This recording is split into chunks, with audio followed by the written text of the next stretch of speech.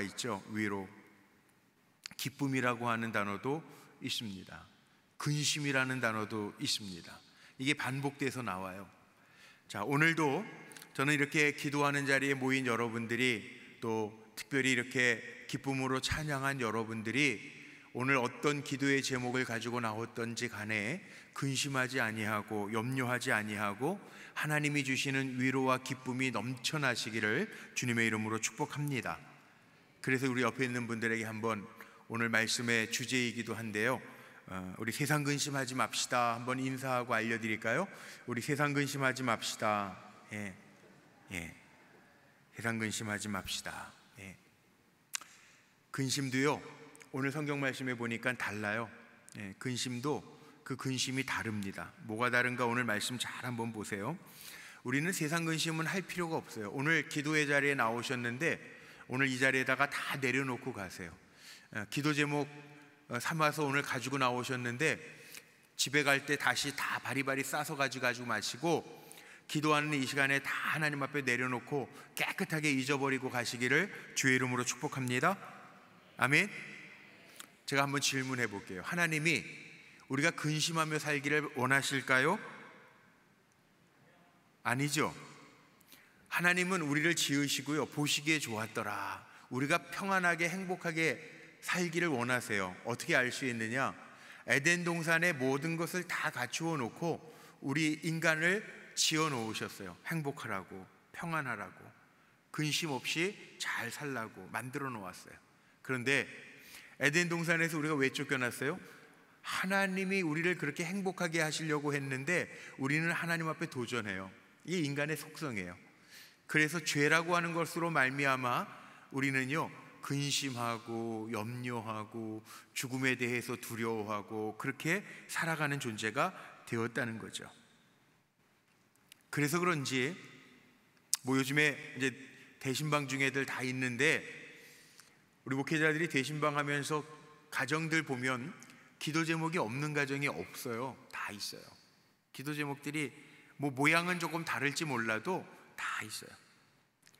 근심에서 해방돼서 기쁨으로 행복하게 사는 것이 하나님의 뜻일진데, 죄 때문에, 탐욕 때문에, 인간의 한계 때문에 우리는 근심하고 염려하면서 살아요.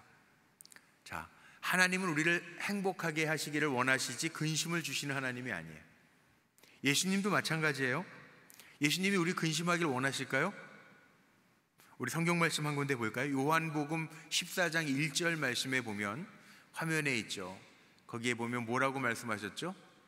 하나님을 믿으니 또 나를 믿으라. 이 누구의 말씀이에요? 예수님의 말씀이에요. 네? 우리 근심하지 말라는 거예요. 너희는 근심하지 마라. 하나님을 믿으니 또 나를 믿으라. 예수님의 말씀. 예수님도 우리가 근심하면서 살기를 원하지 않으세요. 그래도 근심은 있어요. 오늘 고린도후서 7장 10절 말씀에 보면, 오늘 7장의 말씀들을 다 읽었는데 10절에 있는 말씀을 보면 뭐라고 나와 있냐면 이렇게 되어 있습니다. 우리 10절도 다 같이 읽어보죠. 앞에 화면 보시고 시작. 하나님의 뜻대로 하는 근심은 후회할 것이 없는 구원에 이르게 하는 회개를 이루는 것이요, 세상 근심은 사망을 이루는 것이니라. 자, 여기 근심도요 달라요. 우리가 세상 근심을 가지고 살아가는 거 하나님 원하지 않으세요.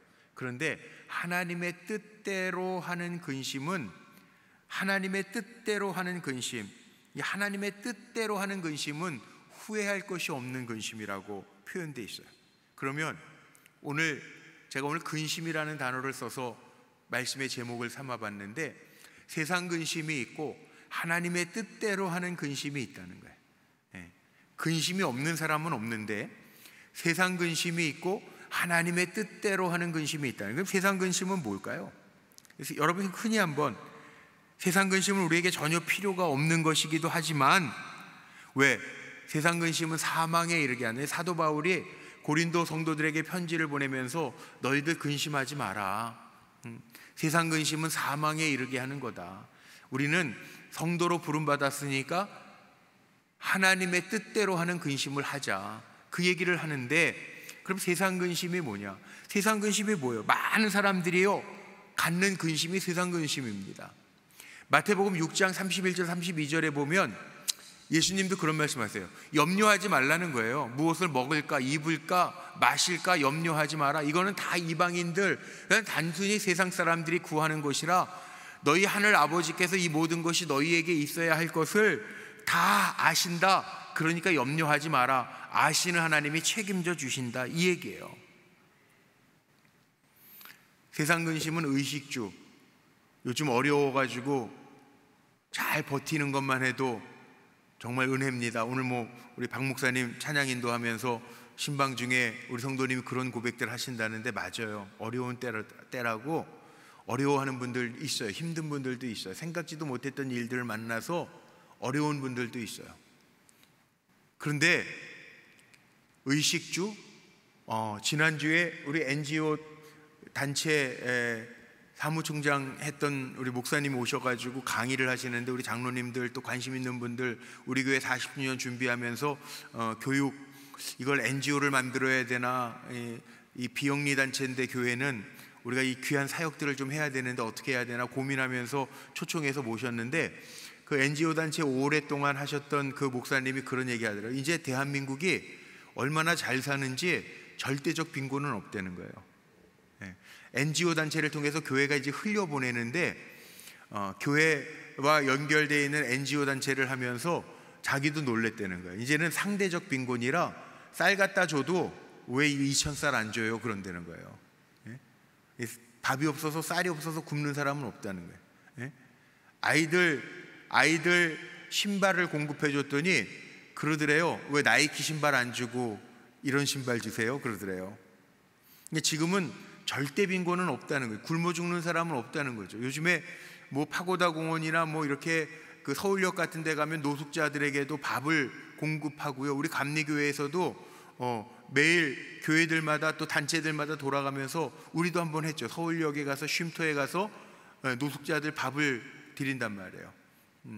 그러니까 절대 빈곤, 굶어 죽는 사람은 대한민국에 지금은 없다는 거죠.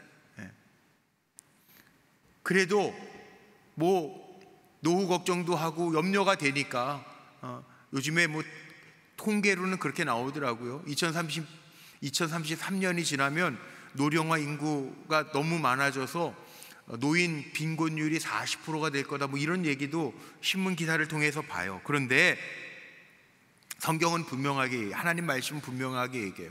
의식주, 무엇을 먹을까 마실까 입을까 이거 가지고 염려하지 마라. 너희들은 먼저 그의 나라와 의를 구해라. 왜? 하늘에 계신 아버지께서 너희에 있어야 할 것을 다 아시느니라. 오늘도요, 우리가 기도할 때 기도를 받으시는 분은 다 아시는 하나님이신 거 기억하시기를 바랍니다. 하나님 다 아신대요. 그러니까 염려하지 말라는 거예요. 근심하지 말라는 거예요.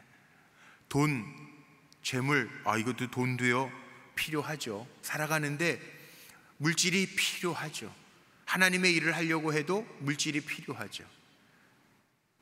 필요해요.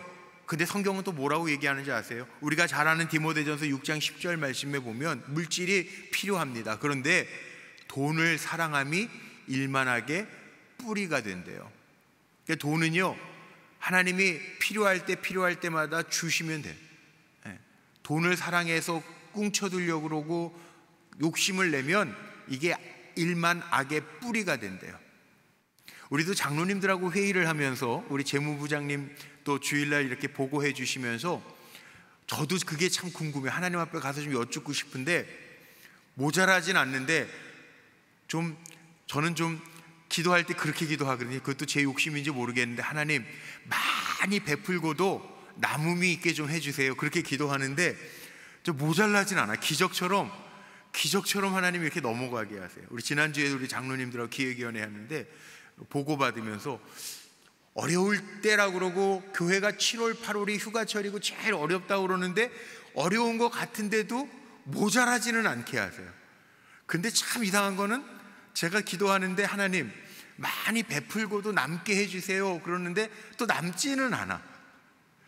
그게 참 신기하죠.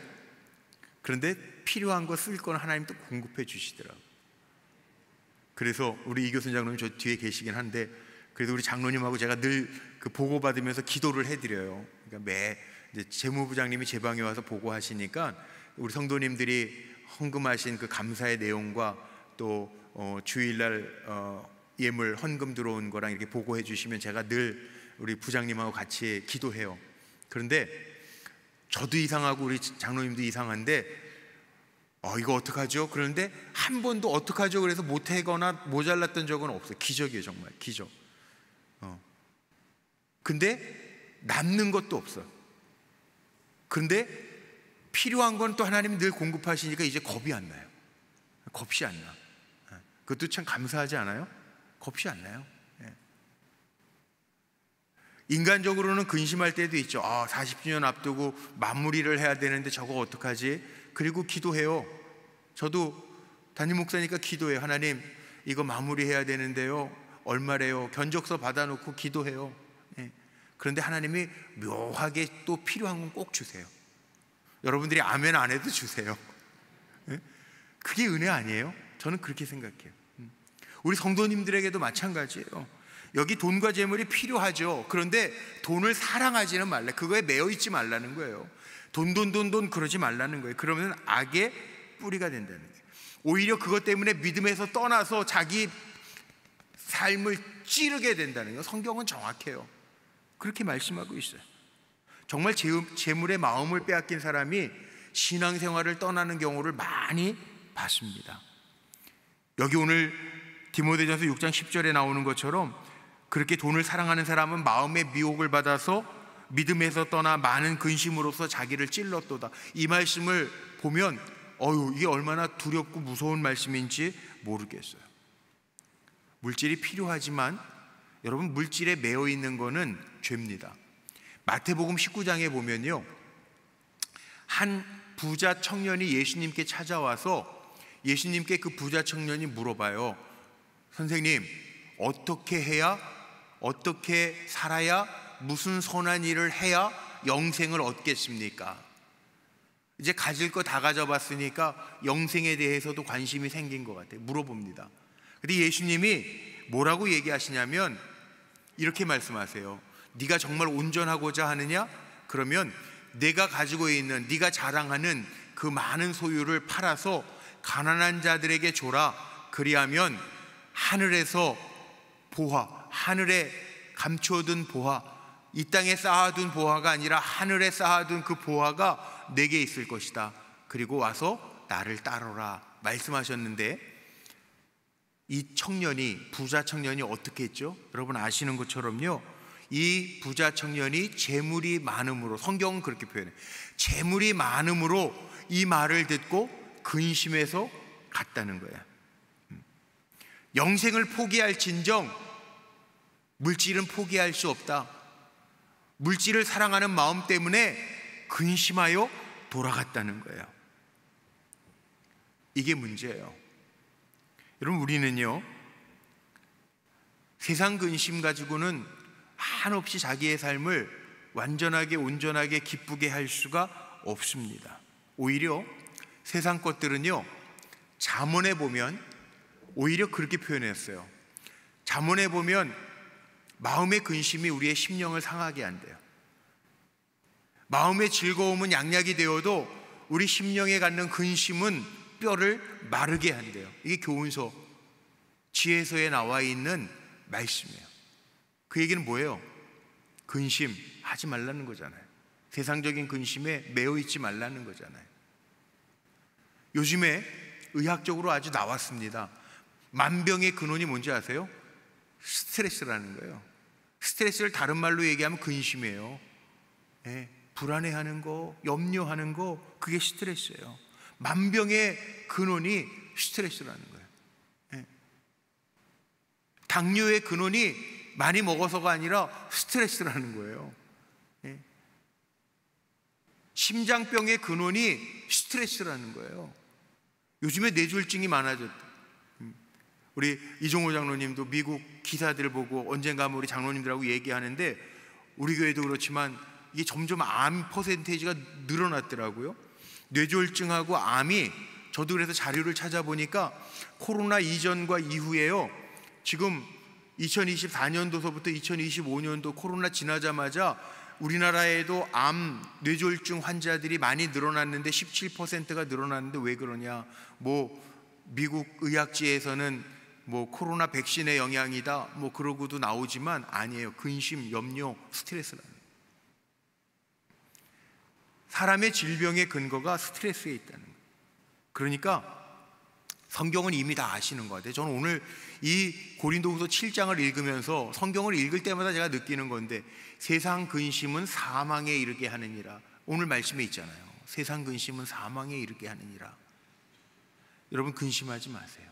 하나님이 부르셔서 갈 때 가더라도 세상 근심은 사망에 이른다고 했는데 맡기지 못하고 살면 그거 얼마나 억울합니까? 오늘도요, 하나님 앞에 세상 근심은 다 내려놓고 맡겨놓고 가시기를 주의 이름으로 축복합니다. 예? 다 맡기라고 그랬는데 맡기지 못하고 도로 들고 가면 안 돼. 다 내려놓으라는 거예요. 우리는 어떻게 살아야 되느냐? 빌립보서에 보면 아주 기가 막힌 말씀이 있습니다. 우리 기도하러 모였는데 이 빌립보서 4장 6절 7절 말씀은 다 아시죠? 이거 한국 사람들이 좋아하는 말씀 가운데 베스트 10 가운데 들어가는 말씀이에요. 우리 다 같이 한번 읽어봅시다. 다 아는 말씀이에요. 근데 이게 잘 안 돼. 시작. 아무것도 염려하지 말고 다만 모든 일에 기도와 간구로 너희 구할 것을 감사함으로 하나님께 아뢰라. 그리하면 모든 지각에 뛰어난 하나님의 평강이 그리스도 예수 안에서 너희 마음과 생각을 지키시리라. 아멘. 얼마나 위로가 됩니까? 아무것도 염려하지 말래요. 아무것도. 말씀에 나와 있어요. 우리는 뭐 하면 되냐? 염려하지 말고 기도하고 간구하면, 감사함으로 하나님 앞에 고백하기만 하면, 구하기만 하면 모든 것을 아시는, 제가 오늘 기도할 때도 전지전능하신 하나님이라고 처음에 기도했잖아요. 하나님 다 아신다는데 모든 지각에 뛰어나신 하나님께서 그 평강, 이 평강은 사람이 만들어내는 평강이 아닙니다. 위로부터 주시는 그 평강이 우리에게 있대요. 우리의 생각과 마음에 넘치게 하신대요. 그거로 사시기를 바랍니다. 저는요, 우리 불국교회 성도님들이 어려운 일이 없어서가 아니라 어려운 일들이 있죠. 없을 리가 왜 없어요. 살다가 보니까 암 치료됐다고 감사하다고 그러셨는데 몇 년 지나면서 암이 재발해서 어제 또 수술하신 분 계세요. 수술실 들어가면서 전화가 왔어요. 전화. 목사님 괜찮아요. 수술 잘 받고 나올게요. 건강하게. 그 통화했어요. 저는 그 믿음이 참 염려하지 않아요. 하나님이 붙들어 주실 거라고.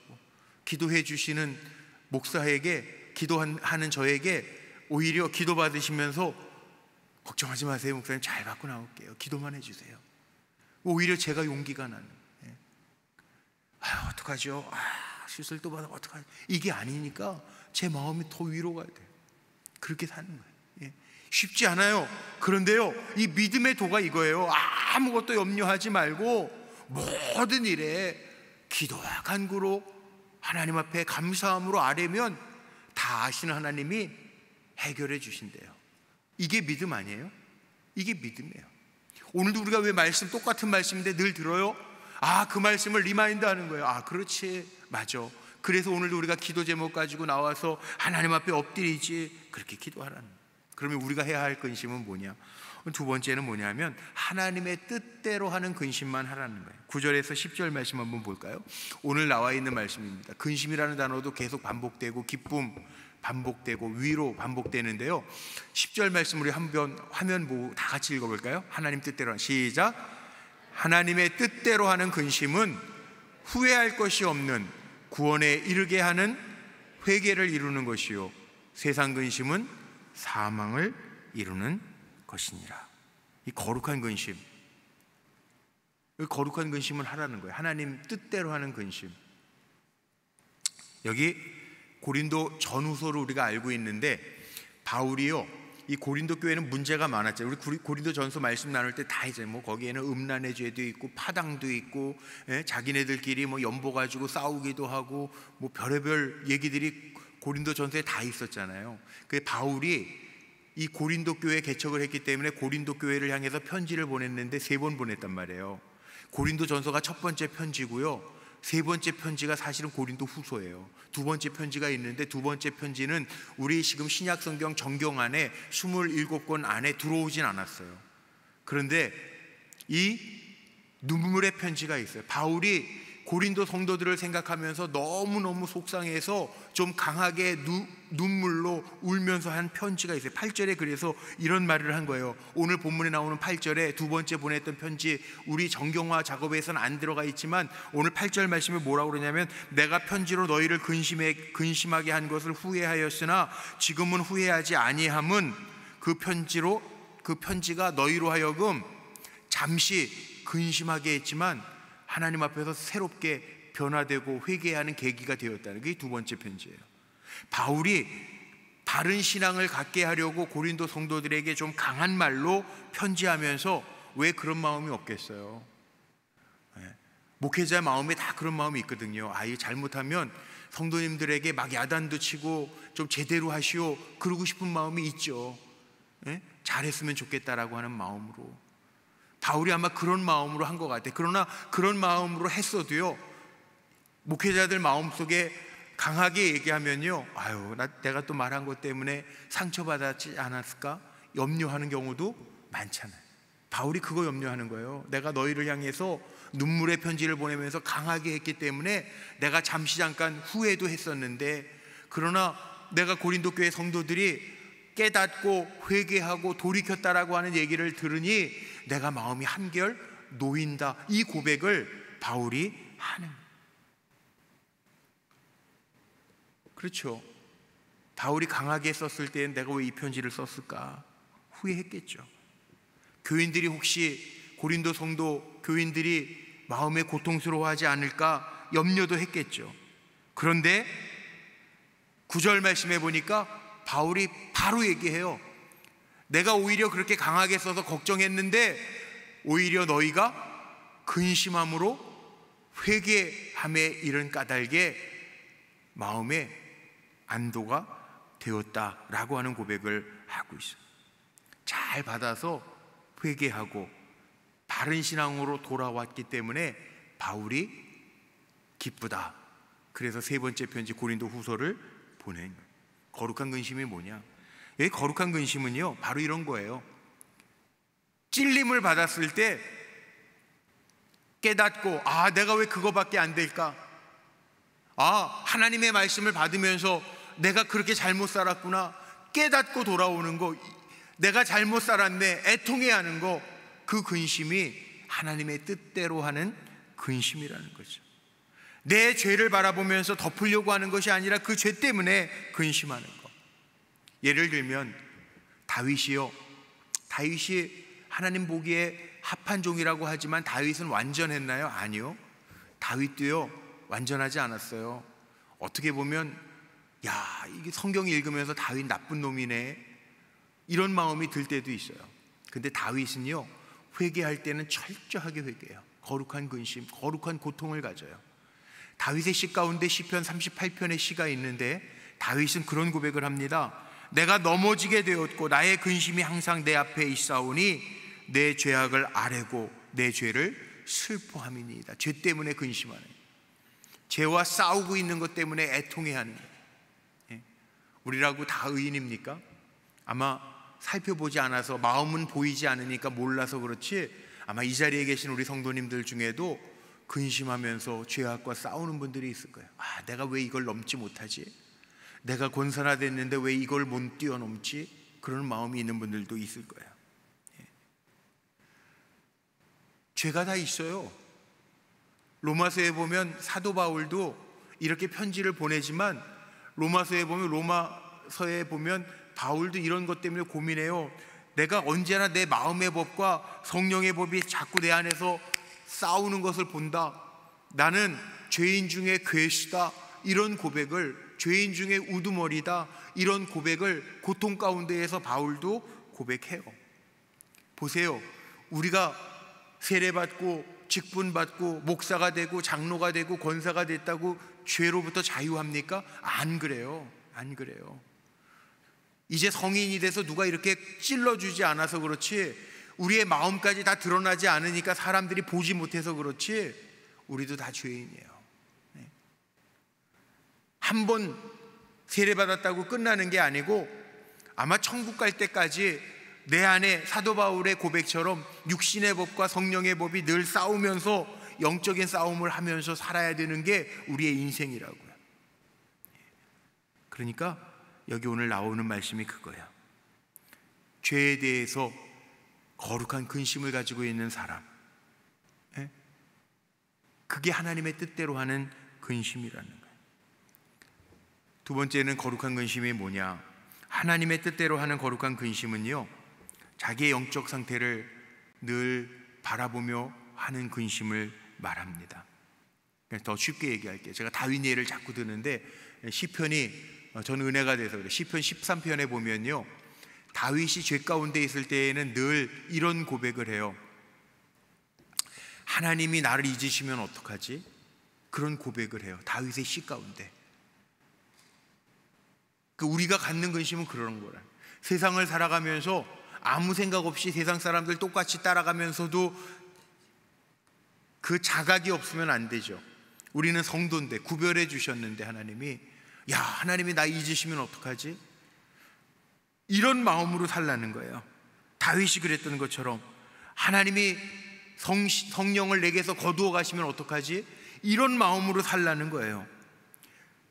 다윗은 시편 13편 3절 말씀에 보면요, 내가 두렵건대 내가 사망의 잠을 잘까 하오며 고백해요. 깨어있는 사람, 건강한 사람, 살아있는 사람은요 느껴요. 누가 이렇게 탁 치면 아이고 아파, 알아요. 죽은 사람은요 절대 몰라요. 염 해보셨어요? 제가 염을 해봐요. 제가 첫 목회, 시골 목회할 때 우리 집사님, 교회 밑에 사시는 집사님의 아버지, 할아버지가 돌아가셔서 제가 염을 한번 했어요. 염하는데 정말 어렵대요. 왜냐하면 이게 몸이 굳어요. 이게 피가 굳으니까 몸이 굳어요. 그래서 막 염하시는 분들 입관할 때 보면 이렇게 마사지 해가면서 이렇게 만져가지고 묶잖아요. 근데 몸이 금방 굳어요. 근데 하루 지난 다음에 제가 염을 하는데 그냥 막 제 힘으로 막 꺾었지. 이게 안 되는데 어떻게 해야, 막 꺾어야지. 살아있는 사람 같았으면 아프다고 난리 날걸요? 죽어 있으니까 몰라요. 제가 꺾든지 말든지 손톱에 상처를 냈든지 말든지 몰라요. 죽으니까. 그러니까 우리가 영적으로 살아있다는 거는요, 자기 자신을 볼 수 있어요. 내 영적인 상태를 볼 수 있어요. 이게 하나님의 뜻대로 갖는 근심이란.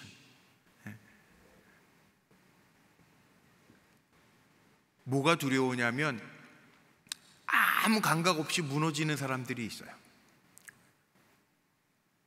권사님인데, 장로님인데 아무 자각이 없이 무너지는 분들이 있어요. 뭐가 죄인지를 몰라요. 어제 우리 중학년에 감리사님들 회의가 우리 교회에서 있었는데, 그거 끝나고 오후에 중학년의 장로 회장님, 우리 문찬웅 장로님이 소개하셔서 좀 의논할 게 있다고 그래서 저한테 찾아오셨는데, 저 연천 지방에 계신 장로님인데 우리 중학년의 장로님 회장이에요. 장로님 회장, 전체 장로님 회장, 총무님하고 오셨는데 저에게 그런 하소연을 하시는 거예요. 우리 교회 평신도 수련회를 2번 연거푸 했잖아요. 2023년도, 4년도, 아니 2004년도, 5년도, 금년까지 연거푸 2년을 우리 이제 남선교회 주관하시는, 그 남선교회도 다 장로님들이 주로 임원들이시니까 2번을 했잖아요. 근데 우리 교회에서 2번 하고 이렇게 보니까 우리 교회가 시설도 좋고 성도님들, 그 제가 내년엔 못 한다고는 제가 그랬는데 뭐 이렇게 보니까 다르다는 거예요. 우리 교회 성도님들의 표정이 다르고, 교회에서 섬겨주시는 모습이 다르고, 장로님들이, 우리 남자 장로님들이 평신도 수련회 2번 다 오셨던 임원 장로님, 총무님이니까 오셔서 보시고 설거지 해주시는 거 보고, 우리 교회 교육자들, 장로님들이 이렇게 대행사를 치르며 800명, 1000명씩 왔는데 섬겨주시는 걸 보고 다르니까 내년에도 또 하겠다고 좀 부탁하려고 오신 거예요. 근데 뭔 얘기를 하시냐면 그 연천 지방에 대한 얘기를 하시는 거예요. 지방 안에 싸움들이 나가지고 이렇게 반으로 다 나눠졌대. 지방 연합성에도 반으로 나눠서 한대, 지방이. 제가 어느 교회라고 얘기는 안 하겠는데 연천 지방 안에 2개 교회는 교인들끼리 싸워가지고 600명 모이던 교회가 지금 200명도 안 모인. 그 장로님이 눈물이 글썽글썽해서 말씀하시는 거예요. 근데 못 봐요. 자기가 옳다고 생각해요. 그런 일은 없어야죠. 예? 하나님이 그거 잘했다고 칭찬하시겠어요? 아니, 나는 그러신 정도라면, 그런 분들이 교회 임직이라면 그건 하나님이 나중에 심판하실 것 같아요. 예? 아니에요. 예? 옳은 의, 다 의롭다고 그러고 싸우고, 다 하나님이 심판하신다고 그러고 다 싸워요. 그렇게 싸우는 교회 가보면 다 하나님이 자기네 편이래요. 와, 못 보는 거죠. 저는 그렇게 무너지는 게 두려워요. 저는 이민교회에서도 봤어요. 이민교회도요, 그 이민교회는 하루아침에 몇 명 모이느냐가 중요하지 않다고 그래요. 이민교회는. 왜냐하면 하루아침에 아무도 없을 수 있어요. 이게 이민교회거든요. 근데 무너지는 걸 못 봐요. 못 느껴요. 그러니까 우리가 하나님의 뜻대로 하는 근심은요, 문제가 있으면 이게 왜 어디에서부터 생긴 문제일까? 자기부터 볼 수 있는 거, 이게 하나님의 뜻대로 하는 근심이지, 자기 눈에 들보는 못 보고 남의 눈에 티만 보면서 우리는 싸우잖아요. 그러지 말라는 거예요. 하나님의 뜻대로 하는 근심을 가지라. 그래서 우리는요, 잘 봐야 돼요. 뭘 보냐? 3번째로는 우리가 거룩한 근심을 가졌다라고 하는 것은 책임감도 가져야 돼요. 예를 들면 이런 겁니다. 우리 장로님들 대예배 때 기도하실 때 선교에 대한 기도 많이 하시고, 또 북한 동포에 대한 기도도 하시고, 나라와 민족을 위해서도 기도하시는데, 맞아요. 예. 세계 곳곳에 고통당하는 사람들, 이웃들 바라보면서도 근심해야죠. 예. 근심해야죠.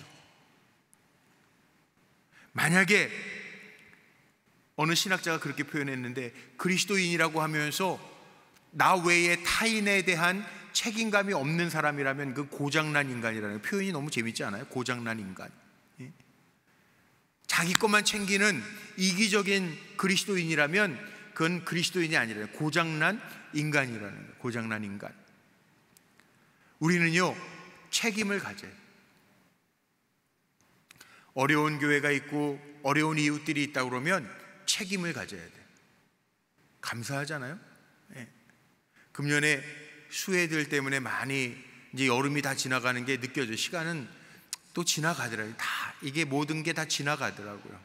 어제 감리사님 중에 가평지방 감리사님이 오셔서 감리사님들이 다 모였는데, 가평지방이 어떤 지방이에요? 우리가 올 여름에 수해 때문에 가평에 교회 물난리 나서 우리가 장로님들하고 찾아가서 감리사님, 또 그 교회 목사님, 선교부 총무님 만나서 우리 성도님들이 정성스럽게 모아주신 그 수해 성금을 잘 전달해 드렸거든요.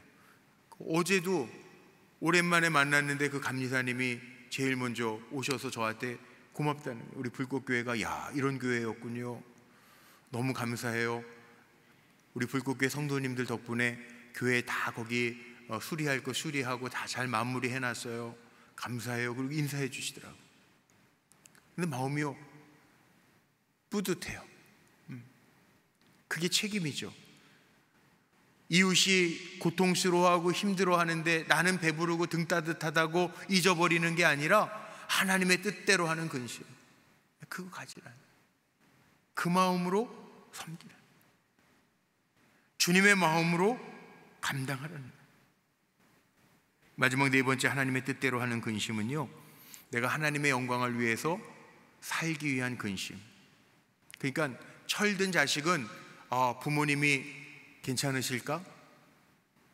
옛날에 TV 선전 가운데 보일러 선전 중에 그런 거 있었잖아요. 고향에 계신 부모님은 따뜻하게 계실까? 그러면서 우리 보일러 하나 해드립시다, 이거 있잖아요. 그런 마음인 거예요. 하나님의 뜻대로 하는 근심은, 우리가 성숙한 신앙인이라면 어떤 근심을 해야 되냐면, 내가 지금 하나님의 뜻대로 잘 살아가고 있는가? 하나님의 기쁨이 되고 있는가? 내가 하나님의 영광을 돌리는 사람으로 살아가고 있는가? 이것 보라는 거예요. 자, 오늘 말씀 마칩니다. 우리가 늘 하는 근심이 뭔가 한번 오늘 점검해 보세요. 이런 기도 제목 가지고는 잘 오셨어요. 이건 기도하고 하나님 앞에 맡겨놓고 가시고, 내가 늘 하는 근심의 종류가 의식주의인지 물질에 대한 건지, 예? 내가 지금 하는 근심이 정말 내 죄에 애통하고 하나님의 마음을 가지고 이웃을 향해서도 책임감을 가지고 하는 근심인지, 내가 좀 더 하나님의 영광이 되기 위한 마음으로 갖는 근심인지, 나만을 위한, 내 것 챙기기 위한 근심인지 보라는 거예요. 바울이 오늘 고린도 교회 성도들에게 편지를 보내면서 근심이라는 단어, 위로라는 단어, 기쁨이라는 단어를 오늘 본문에 많이 썼어요. 우리가 보라는 거예요. 우리 불꽃교회 성도님들은 특별히 세상 근심 다 버리고 오히려 하나님 뜻대로 하는 근심하면서 온전하게 세워지는 믿음의 종들로 승리하시기를 주님의 이름으로 축복합니다. 우리 함께 찬양하고 기도할 텐데요,